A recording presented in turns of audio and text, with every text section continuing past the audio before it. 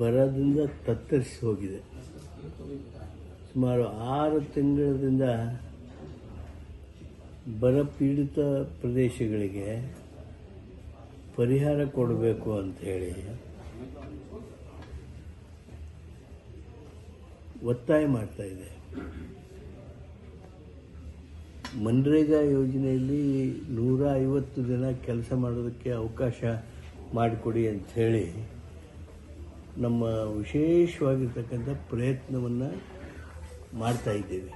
ಆದರೆ ದುರ್ದೈವದಿಂದ ಕೇಂದ್ರ ಸರ್ಕಾರ ಕರ್ನಾಟಕದ ಬಗ್ಗೆ ತಾತ್ಸಾರ ಮಾಡೋದು, ಏನಾದರೂ ಮಾಡಿ ಅನುಕೂಲ ಮಾಡಬೇಕು ಅನ್ನೋದನ್ನು ಮಾಡೋದು, ಇದೆಲ್ಲ ದುರ್ದೈವದ ಸಂಗತಿ. ಟ್ಯಾಕ್ಸ್ ಡೆವಲ್ಯೂಷನ್ನಲ್ಲಿ ಯಾವ ರೀತಿ ಅನ್ಯಾಯ ಆಗ್ತಾಯಿದೆ. ಪ್ಲ್ಯಾನಿಂಗ್ ಕಮಿಷನ್ ತೆಗೆದು ಹಾಕಿಬಿಟ್ರು.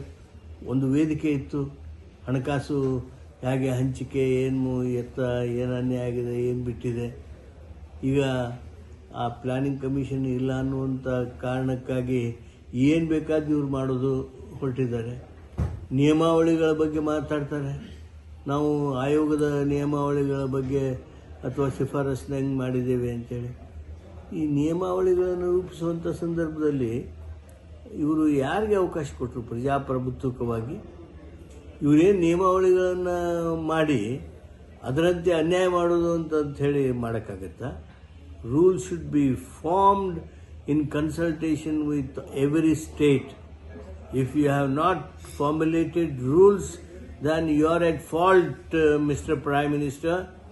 ಅದನ್ನು ನೀವು ಅರ್ಥ ಮಾಡಿಕೊಳ್ಬೇಕು. ಇವತ್ತು ಕೆಲವರು ಕರ್ನಾಟಕದವರು ಭಿಕ್ಷೆ ಬೇಡೋದಕ್ಕೆ ಹೋಗ್ತಾ ಇದ್ದಾರೆ. ಏನು ಭಿಕ್ಷೆ? ನಾವು ಕೊಟ್ಟ ಹಣ 1 ಬಿಲ್ಲಿ ಅಲ್ಲ, 2 ಬಿಲ್ಲಿ ಅಲ್ಲ, 4 ಲಕ್ಷ ಕೋಟಿ ಹಣ ಕೊಟ್ಟಿದ್ದೇವೆ ಸ್ವಾಮಿ.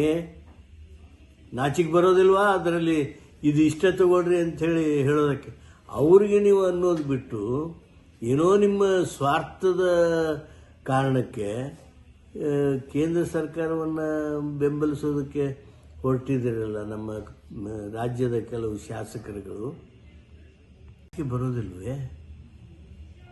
ಏನು ಹೇಳ್ತೀರಿ ನೀವು ಜನರಿಗೆ? ಬರ ಪರಿಹಾರ ಬಂದಿದೆಯಾ? ಏನು ಅನುದಾನ ಬಂದಿದೆ ಕರ್ನಾಟಕಕ್ಕೆ? ನಮ್ಮ ಸರ್ಕಾರ ಬಂದ ಮೇಲೆ ಏನು ಅನುದಾನ ಬಂದಿದೆ? ಕಾಂಗ್ರೆಸ್ ಸರ್ಕಾರ ಇದ್ದಲ್ಲಿ ಆ ರಾಜ್ಯಗಳನ್ನು ಹತ್ತಕ್ಕಬೇಕು ಅಂತ ನೋಡ್ತಾ ಇದ್ದೀರಾ? DMK ಸರ್ಕಾರ ಇರತಕ್ಕಂಥ ತಮಿಳುನಾಡಿನಲ್ಲಿ ಅನ್ಯಾಯ ಮಾಡಿ ಅವ್ರನ್ನ ಏನಾದರೂ ಮಾಡಿ ಅಲ್ಲಿ ಜನಪ್ರಿಯತೆಯನ್ನು ಕಡಿಮೆಗೊಳಿಸಬೇಕು ಅಂತ ಪ್ರಯತ್ನ ಮಾಡ್ತಾ ಇದ್ದೀರಾ. ಕೇರಳದಲ್ಲಿ ಏನು ಮಾಡಿದ್ರಿ ನೀವು? ಆಕ್ರೋಶ ಎಷ್ಟು ಹೊರಹೊಮ್ಮಿದೆ. ಇದು ಅಲ್ವಾ ಇದು? ಈ ರೀತಿ ನೀವು ಅನ್ಯಾಯ ಮಾಡ್ತಾ ಹೋದರೆ ನೀವು ಫೆಡರಲ್ ವ್ಯವಸ್ಥೆಗೆ ಧಕ್ಕೆ ಕೊಡ್ತೀರಿ. ಕೇಂದ್ರ ಸರ್ಕಾರ ಫೆಡರಲ್ ವ್ಯವಸ್ಥೆಯಲ್ಲಿ ವಿಶ್ವಾಸಾರ್ಹತೆಯನ್ನು ಕುದುರಿಸುವಂಥ ಪ್ರಯತ್ನ ಮಾಡಬೇಕು, ಕಮರಿಸುವ ಪ್ರಯತ್ನ ಮಾಡ್ತಾ ಇದ್ದೀರಿ. ಇದು ಹೀಗೆ ಆಗಬಾರ್ದು. ಅನ್ಯಾಯವನ್ನು ಸರಿಪಡಿಸಿ, ತಕ್ಷಣ ಸರಿಪಡಿಸದೆ ಹೋದರೆ ಭಾಳಷ್ಟು ಗಂಡಾಂತರ ಎದುರಿಸಬೇಕಾಗುತ್ತೆ. ಎಚ್ಚರಿಕೆ. Your own,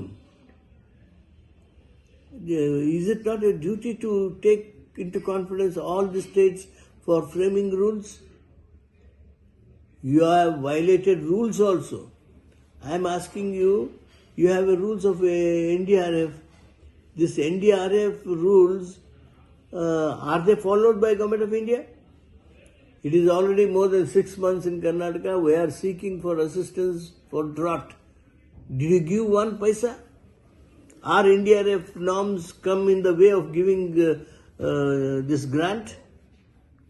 Why? We have met Prime Minister, we have met Home Minister, we have met dozen of ministers, officers. You have come to Karnataka. Your officers have come to Karnataka. They have also gone round the state. In this severe drought, you have not even released 1 paisa. Is it not shame on your part? And you give long speech in the parliament. What use? Nirmala Sitharaman ji, you are our representative from Karnataka.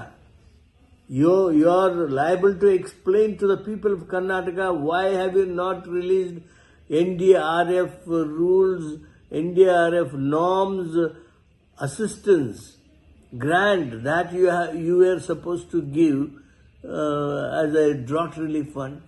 Why? Why have you not given? You are liable to explain to people.